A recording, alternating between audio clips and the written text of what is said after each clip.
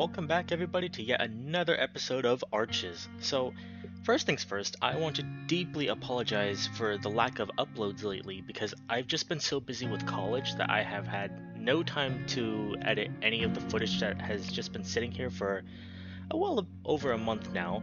But right away you'll notice that the support bars are gone. That's going to be a recurrent thing every time we uh, upload anything now.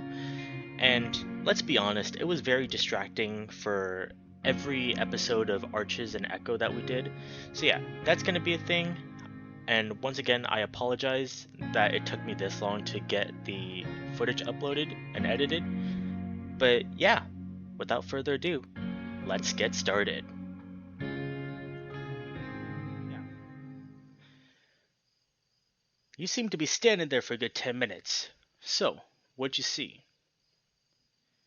Well, I'm having trouble because they won't talk to me. Oh, and why is that? I think it's because you're here and they're scared of you. Maybe if you. Oh, he's not happy about that. Cameron screams, clawing and clutching at the huge fist on his ear. Brian twisting it viciously before lifting it up so fast so that Cameron's feet actually lifts off the ground. He didn't know that it was possible to feel that much pain from his ears, even though he knows they're sensitive. Oh, stop! You sneaky fucking faggot. Jesus! He violently shakes Cameron and the coyote twists his body, grabbing the bear's forearm and trying to get his legs lifted up and wrapped around the bear's bicep to lessen the pressure, but Brian won't allow it. You know you said everything out loud just now? What? You know exactly what. Oh. Wow.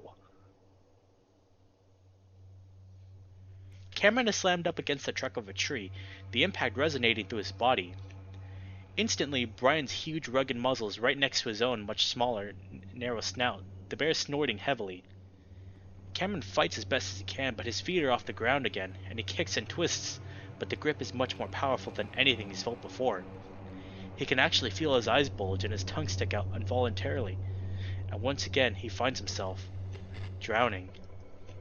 In that moment, it isn't the crushing pressure on his neck, or the horrid rancid breath that's coming from the old bear that Cameron notices most. It's that Brian doesn't even seem angry. He doesn't seem enraged that the coyote had been contacting Devon. He doesn't seem to be upset that Cameron broke his word to help the old bear with his demons. Instead, Brian looks excited, ecstatic, all the while staring right into Cameron's face, watching the coyote's mouth open and close noiselessly. Vaguely, Cameron can sense a battle taking place inside Brian. He desperately wants to have his way with Cameron, but he also wants Cameron to exorcise the ghosts. But Cameron can also sense that Brian is realizing his plans were doomed from the start. How would he ever hide the fact that he killed a loving couple in his infamous abandoned town? In this abandoned town, I apologize. He knows people will look for them, unlike his previous victims. The bear is deciding that they're all going to die. This is the end, and he'll end up with one final victim. It doesn't fucking matter! Brian hisses in Cameron's face. Oh, he's looking right at us now.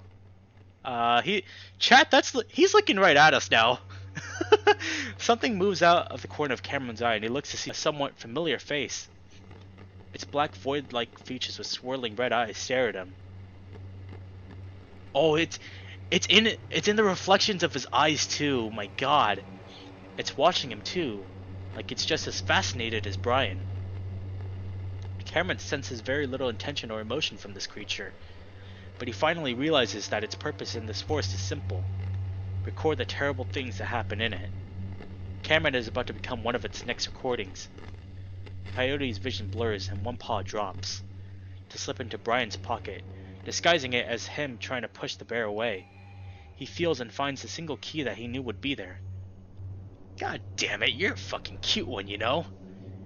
Brian's voice trembles with cruel, passionate emotion and nuzzles the coyote. He squeezes harder and Cameron's eyes roll up, all while putting the key in his own pocket, but he's not sure it matters. Brian already heard his plan. More importantly, though, it's that Brian isn't letting up. As he fades into darkness, Cameron feels a part of himself die. The trip peaks and suddenly Cameron is at everything at once. He's a trailer home in the northwest, he's a desert lake, he's a broken road, he's a trailer in the southwest, and he's a train cutting through the wilderness. He's being shot in the head, he's being hung from a tree, he's being beaten to death, he's swimming under an arch. He's stumbling, oh my god, he's stumbling into a pond. He's in a space shuttle smashing into the ocean. He's a dead town. Dead, but with working reflexes, using the tools that it still holds tightly in its grasp. Cameron disappears, and these thoughts and feelings are no longer his, because he isn't who he is. He's everything, and because of that, he can see everything.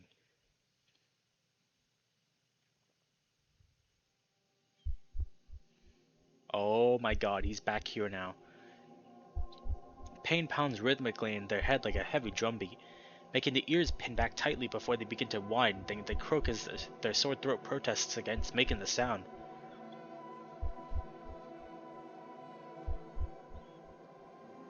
They stare at the scene before them, then they blink. But it doesn't help them make sense of what's in front of them. In fact, it seems to make it worse. Who's making sense of what in front of who? These intrusive thoughts about not existing. Who's having these thoughts? See? You're coming around. Fear rises up in his throat, something deep in his brain telling him to flee that voice, to escape from it. But he's still too confused to figure out who or what he even is right now, because he still feels like nothing. But he's also still conscious enough to know that he is, in fact, something. Oh my god, that was... This is the exact same... Wasn't this like the outline in the short story in the menu? Like, I'm not tripping, right? That's the same outline, isn't it? He remembers that he's someone named Cameron. He remembers the situation, and he remembers that he's been drugged with shrooms and Xanax. His trip has reached its dizzying peak. His sense of self so utterly decimated that he isn't sure how he's ever going to feel the same again. The terror and torture of the past 2 days had culminated to this. The moment his mind gave in and breaks, and Cameron can't tell what's real and what isn't anymore. But there's something else, too. Despite the terrible loss of who he was, Cameron, this amalgamation he calls Cameron, is sensing things even more vividly than he had just a few minutes ago when he contacted Dev. Cameron sees what's ahead of him, but he's seeing so much more. Whoa, what the hell?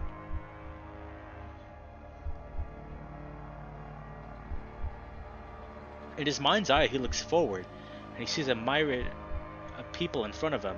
They're all the same people. Devon, Brian, and himself locked in a vicious spinning blur of claws and teeth, blood and horrific, unidentifiable viscera. It's confusing seeing so many versions of himself and seeing his boyfriend, and he turns his head to glance away, not wanting to see that violence. Then, noticing something over his shoulder, he looks back. This time he sees one's version of himself, along with Brian.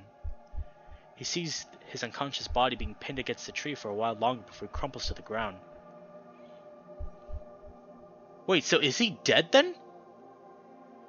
What the hell? His voice is low, husky, and barely audible.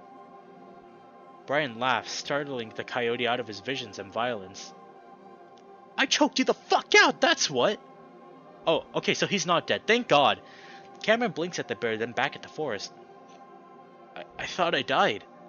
Heh, not yet, kid. We've got a few things to do first. You probably want to see your boyfriend too, eh? Not sure you'll get to talk to him since he's knocked out. Knocked out? Yup. Wait, with what? Relax, it's just... What is that? I don't even know what that is. Hold on, give me a second. Rehypno? What the hell is that?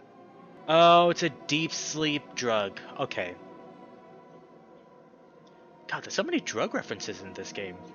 Like, it's so fucked up, but it's so good. Relax, it's just Rehypno. Sure, I gave him a good amount, but they're a few decades old because they made them illegal in the States back in the 90s. And you know, when pills get old, they don't work so good anymore. Brian goes on and on about Rehypno and how it used to be the premier date rape drug and Cameron watches the bear's mouth move in waves and ripples, yellow teeth poking out from behind his lips as saliva collects and becomes frothy at the corners. Who's watching this? Cameron reassures himself automatically. I'm watching this, and I need to save Devon. He's not so convinced by that first part, though. Me, Cameron. Simple concepts that aren't so simple anymore. Just like in high school, he stopped existing. It's different this time, though. The Xanax is certainly quashing the panic he should be feeling right now, but this time, his perspective is from a completely different angle. Cameron's amalgamation does still exist, but the borders have dissolved and he seems to be seeping into everything. Despite already knowing he's insignificant, he's still awestruck by how small Cameron is compared to the world. Even the bugs crawling beneath the leaves make Cameron feel small, an entire world he knows nothing about. The common name for that is roofie?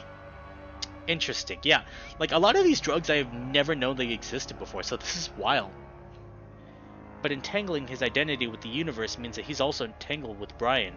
The bear is missing parts of himself, and kind of like Artie, shattered pieces and jagged holes pockmarking the landscape of his life. Cameron almost feels sorry for him, that maybe if things had been just a little different, the odds just a little more in Brian's favor, he could have been a very different person. What's really disturbing though is the genuine affection he has for Cameron, his urge to caress and hold the coyote, but there's a hatred in there too, a disgust for what Cameron is.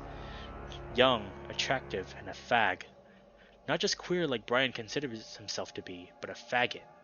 The kind of queer that acts real cute before fucking over the real men who should be doing all the fucking. Jesus Christ! So it feels good to punish Cameron, but it's even better to watch him suffer, to watch the way his body writhes, his mouth open for air, his eyes wide and fearful. Cameron feels himself recoil from understanding Brian's thought process, a way of thinking he'd never consider himself. But that thought process isn't what makes Brian the terrible person that he is. Cameron knows most don't have a say in how their sexual interests and fetishes develop, so the thoughts themselves aren't exactly evil, at least not to Cameron. Cameron knew a few guys from college who had interests similar to Brian. During his first year of dating Devin, the bear timidly asked if he could gently close his teeth over the coyote's neck and growl. It was thrilling and intense, and Cameron loved the rush, but then Devin had a nightmare about tearing out Cameron's throat, and that was the end of that. So to Cameron, Brian isn't all that strange. What makes Brian different isn't that he has fetishes. He's not crazy. He's not a psychopath. No. The true root of Brian's evil is clear. He's selfish, and he's never satisfied with what he gets. Selfish enough to put dozens of young people through hellish torture until they finally died. All while having the capacity to fully control himself. All while having full access to alternatives like roleplay. But it's not enough. He always needs more. All for his own fleeting drug-fueled sexual gratification, because at one point, Brian decided that's what makes him feel good, so fuck this world that makes him feel bad. But he found some release in strangling Cameron, and now his focus is turning back to a vague idea on how to use Cameron's abilities, something to stop him from spending the rest of eternity with his victims torturing him. Cameron could spoil the ending for Brian, let him know that when everyone dies, they just cease to be what they were. That's it. Ghosts, demons, poltergeists, creations of the living, and whatever it is that's an echo. Cameron draws back at this point, getting overwhelmed by all the thoughts coming from the old bear, unable to understand them without more context. Looking forward, he glimpses... He's looking at us now, dude. Cameron is deadass looking at us. Looking forward, he glimpses the various scenarios again, and the one constant is death. Most involve him dying, and a good amount involve Devin dying as well. Cameron imagines that this is indicative of what is most likely to happen, but a few, just two in fact, show Cameron and Devin surviving, with Brian either living or dying. Cameron doesn't care much about the latter, just as long as he can get Devin and himself out of Echo alive. They can deal with Brian afterwards. Cameron doesn't even care much if he doesn't make it, especially in this state of mind, but he won't accept not being able to save Devin. Suddenly remembering what he had done earlier, Cameron tries to subtly brush his pocket, and is amazed that the key is still there. Does Brian know? Well, he does know what Cameron had planned, but in his own excitement, and especially because he's tweaked out, he's hyper-focusing on other things. He'd also missed the key being taken out of his pocket. That and Brian's memory is terrible. Decades of drugs and neurotoxic doses had dismantled who he used to be. He doesn't even seem to remember why he choked Cameron in the first place. I had to make connections down in Sonora. Stuff was over the fucking counter there, so it was easy to get. But getting it over the fucking border is a whole different issue. Brian suddenly stops talking. His eyes are narrowing. Cameron's pulse quickens as he worries if Brian had just remembered his plan. What's wrong? His voice is still rough from the strangling, a deep soreness starting to emanate from the core of his neck. I don't know. I just like you better when you're smiling. But if I'm fucking boring you, just say so. It takes Cameron a few minutes to understand what Brian is even talking about, and a few more to scan the bear's thoughts. In Brian's mind, he's smiling has a lot to do with how interesting the bear's over-explanation of Hypnol is, so Cameron quickly puts one on his face. Oh, sorry. It's really interesting. I'm just so overwhelmed with the drugs and... Shut up! Cameron shuts up. Brian starts to work his jaw like he's chewing something, before clenching his fists. Cameron tenses up, preparing himself to be hit again. You're cute, but not that cute, and I'm not that stupid. I hate fags like you sucking up and sucking dick so you can get what you really want. Brian's mind flicks through a few faces, but the only one defined enough for Cameron to comprehend is a fox in a red hat.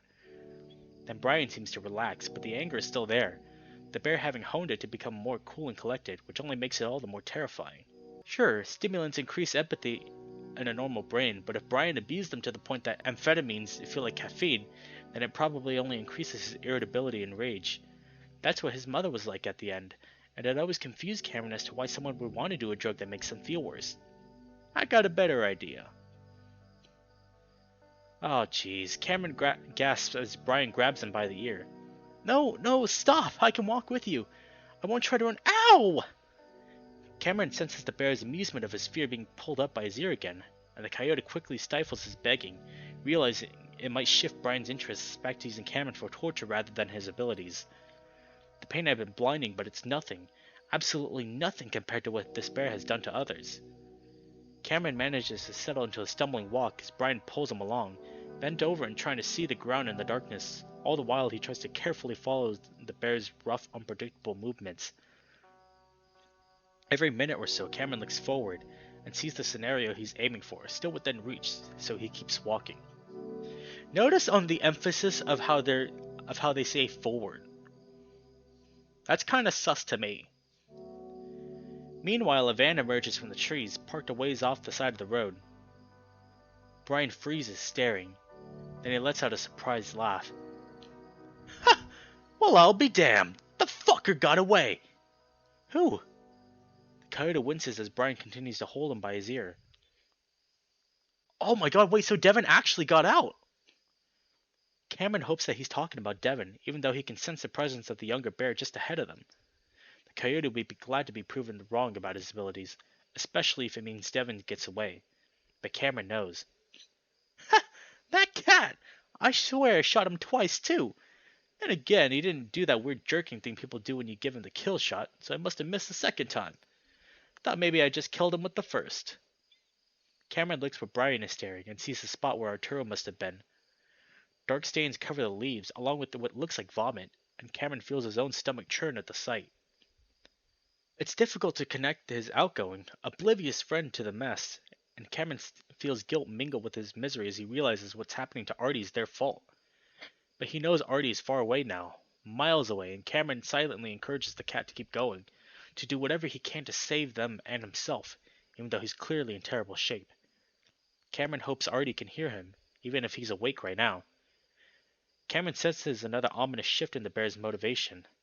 Brian doesn't think that Artie will make it to the interstate, and he knows he should be looking for the cat. But everything's so fucked up from the start.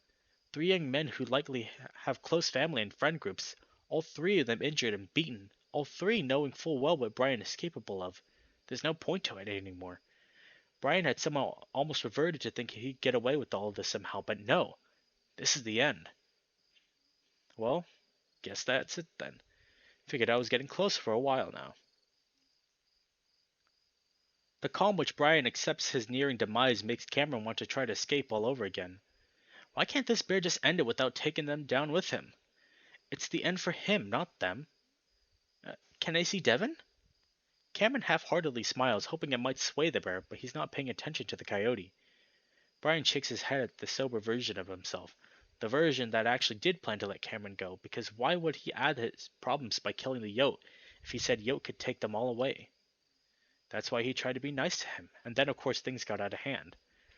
Cameron begins to shake as he senses Brian's arousal and excitement. He's thinking about Cameron, about his baggie full of bath salts, how long it might take to find them in.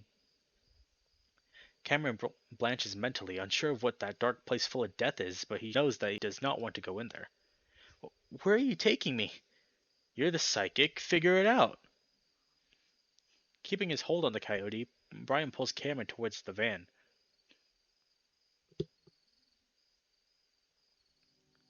Oh, we actually gonna see him?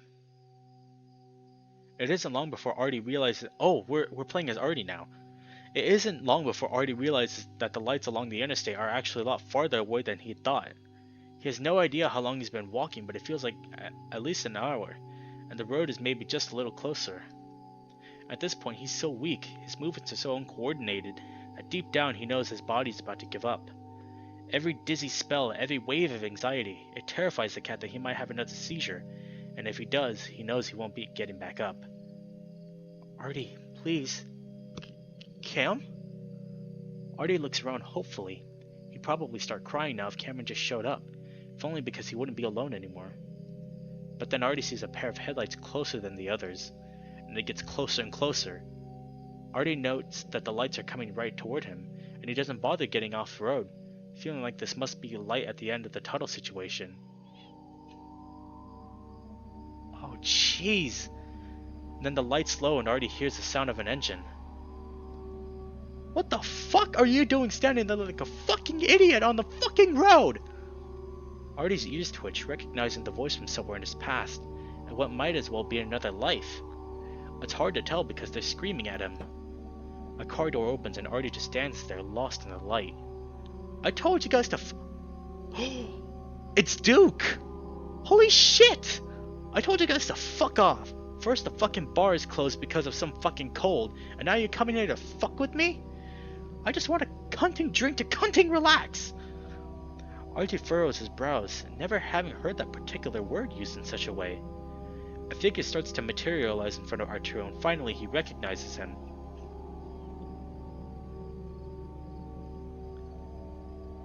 What happened to you? Oh my god, there he is! Wait, is he actually gonna help us or not? Oh, he was trying to say COVID! That's so funny! The weasel stares at him and then tilts his head to the side, squinting before reaching out and turning Arturo slightly by the shoulder. Shit, there's no way! Couldn't be that fucking...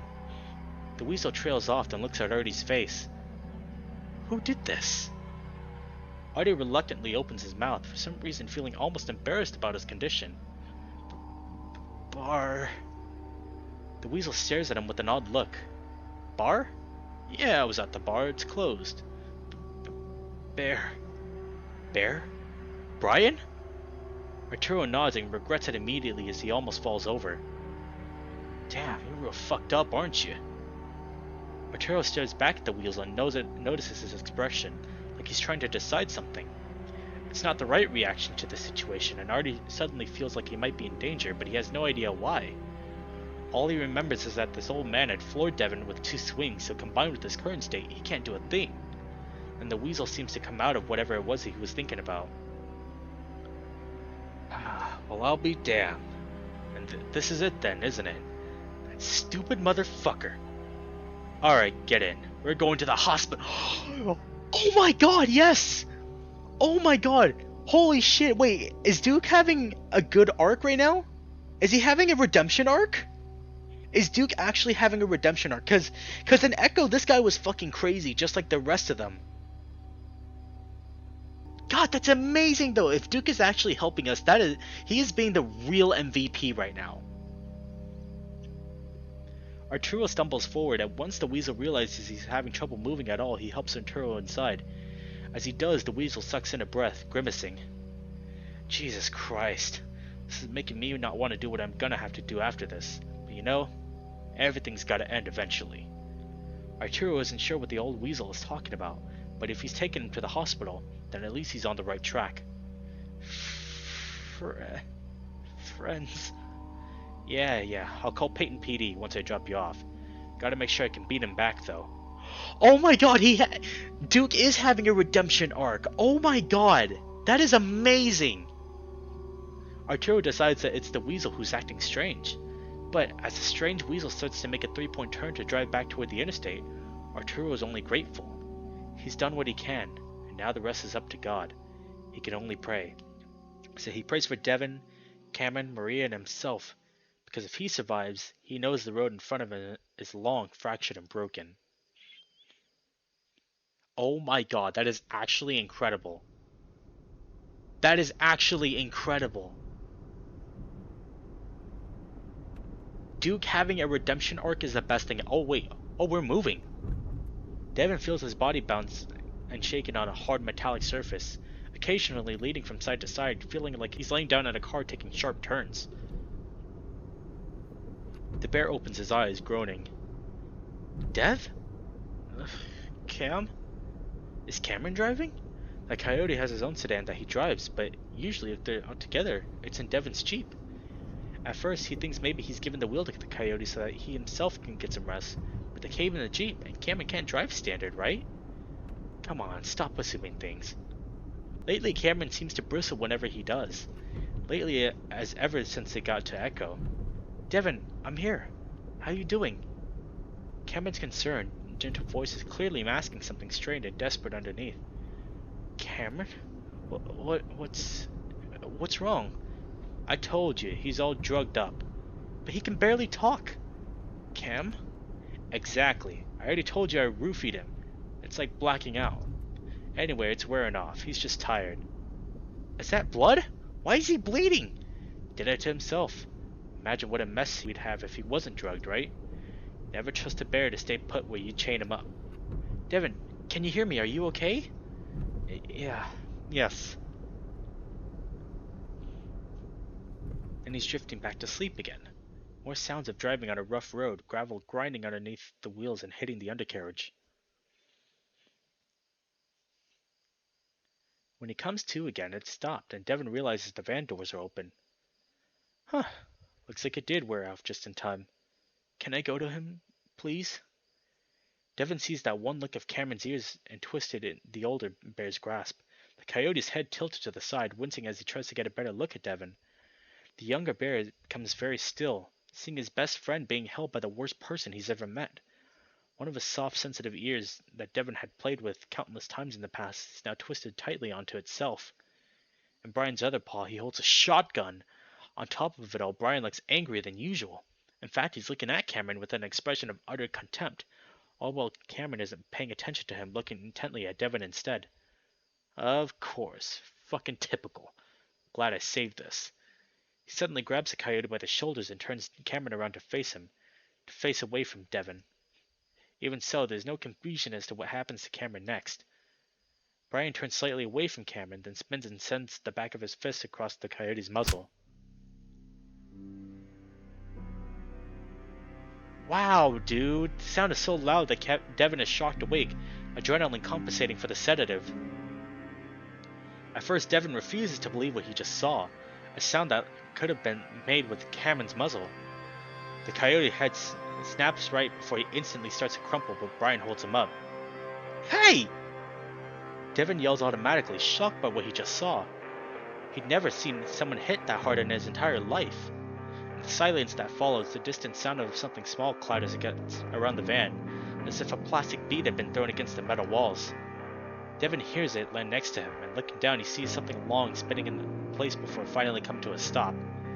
It's thin, white, and it starts wide but tapers to a sharp point. Devon only has a moment to focus on it before he grunts as Cameron lands on top of him, Brian having pushed him over. As he's looking down, the Coyote sees the blood beginning to seep from his mouth. Devon realizes the white thing on one of Cameron's teeth, and his shocked anger overcomes the fear. Hey! All the sense has seemingly left Devon. Everything he's feeling and thinking condensing down to that one word that he screams to express his rage. Cam? Cam! Panic is making him breathe fast, though he tries to keep his chest from heaving to avoid bouncing Cameron's head. Brian had hit him so hard that it definitely could have killed him. What makes it all more terrifying is the way Cameron's body went limp. Been so reminiscent of already sudden collapse when he had suddenly lost his life. But Cameron is breathing, though it's in a terrible snorting way. at me, baby. Can you hear me? The panic in his voice lowers to an almost pitiful whine as he stares at the coyote twitching, his eyes half open and his head turning back and forth slowly. Oh, whoops. Took out a bit more than on him than I meant to. Ha! Fuck, that hurt. Brian shakes the paw that he used to hit Cameron, as if bashing Cameron's muzzle made it sting. Devon's rage crescendos once more. Brian! I will fucking kill you! Brian looks surprised for a second, then he goes on grinning, enjoying the reaction as if he's watching a show. This only makes Devon angrier. I'll knock every tooth out of your fucking head! I'll tear your throat out! Ow! Devon's voice weakens, breaks, then trails off under Brian's apparent glee at the younger bear's fury. Realizing that Cameron's ears are twitching at his shouting, Devon returns his attention to Cameron as the coyote lets out a low, rasping groan. Cameron, honey, can you hear me right? Cameron? Meanwhile, blood oozes out of the coyote's nose and mouth, seeping into the fur on Devon's stomach and side. Oh wait, he's actually on us right now. Holy crap! Devon tries to keep his sobbing and gasping to a minimum as Cameron's head continues to rest over his diaphragm. Cameron's eyes flutter, then blinks, and Devon sees the light of consciousness re-enter his eyes. Cam! Devon? Cameron grunts under his breath, lifting his head slightly. Brian already looks bored at the catastrophe he just created, and now he keeps looking over his shoulder into the darkness that stretches behind him, shifting impatiently. Alright, make it quick, yo. We need to get moving. Don't you touch him! He could have broken his fucking neck! Devon's voice cracks and he turns hoarse again. Brian bristles, finally reacting, but Devon turns his attention back to Cameron, continuing to try and gently coax him into a state of consciousness. Come on, baby, can you hear me? Can you understand what I'm saying? Slowly, Cameron lifts his head, a mixture of blood and saliva connecting his lip to Devon's fur in a long strand. I'm okay. I'm fine. Cameron sounds confused as he mumbles, trying to get up unsteadily. No, stay still. No, get up. Didn't I tell you what I'd do to a bear if you don't? Then do it! Come over here and do it, you fucking coward! You fucking scum! Devon. Cameron's voice is calm, albeit quiet and weak, and the bear goes silent as he refocuses on the coyote. He has his head lifted, trying to focus on Devon's face. Who's feeling this right now? The question catches the bear by surprise. What? The mines. That's right. I'm going to the mines, and I'm coming back for you. Cameron clasps a paw to his muzzle, wincing hard as he shuts his eyes tight. What mines? Stay here. Devon's eyes well up with tears, seeing that the coyote's barely coherent, barely able to understand what's happening. Then Cameron leans in to kiss the bear again by taking Devon by surprise. He immediately smells and tastes Cameron's blood, making the gore rise in his throat. It reminds him of his predatory nightmares, but Cameron insists, so Devon forces himself not to heave. This is so sad! This is actually so sad! He doesn't want to feel the gap where Cameron's lower left canine used to be, the unevenness of his already swelling muzzle. As he forces himself to kiss back, he feels something else press against his lips. Something hard and oddly shaped, and Devon opens his muzzle, allowing the blood to flood in his mouth, but when it comes to something else, and Devon realizes it all at once. Oh my god, yes! That's actually so smart! That's so smart! Devon maneuvers the key into his muzzle as subtly as he can, hearing Brian sigh impatiently behind Cameron. It slides under his tongue and tiny in his comparatively large muzzle. Cameron whispers into Devon's ear. We're gonna go back home together. I promise. But where are you going? Why the mines? Honey, please. Devon can't keep the whining panic out of his voice, sounding like a cub, but managing to keep the words clear with the tiny key under his tongue. Devon just stares at the Cameron as he pulls back, tears rolling down his cheeks as the coyote crawls weakly to his feet and steadies himself against the wall of the van. You're fine. He turns his gaze back to the furious, sobbing bear. Sit tight, kid. Be back in a little while, I promise.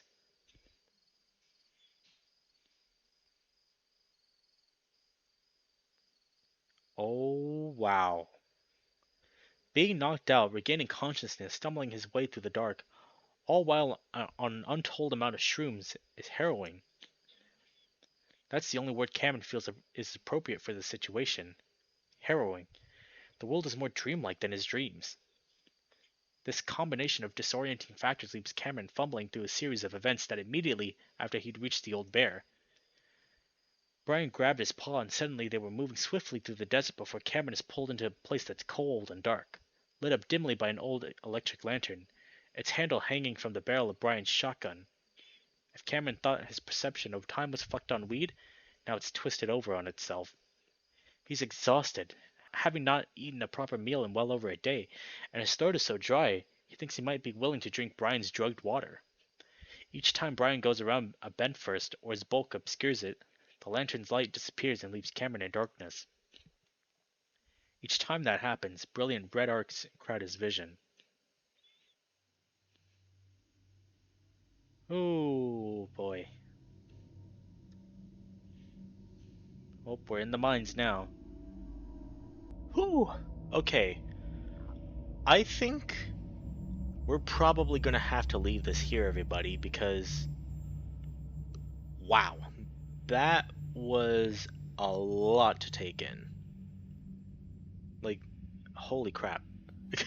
Like, I think that shit is probably going to hit the fan in this section of the story, so I think we're gonna have to save this for another episode. But yeah, that concludes this episode of Arches. So, once again, I apologize for the lack of uploads. I know that that's entirely on my fault, and I thank you all so much for being patient with me as I continue to upload more and more episodes of Arches. So, originally the plan was going to be to extend this to an hour, but I think that there's going to be a lot more interesting stuff happening in this next arc, so we're going to have to save that, which, by the way, I'm very, very excited to show.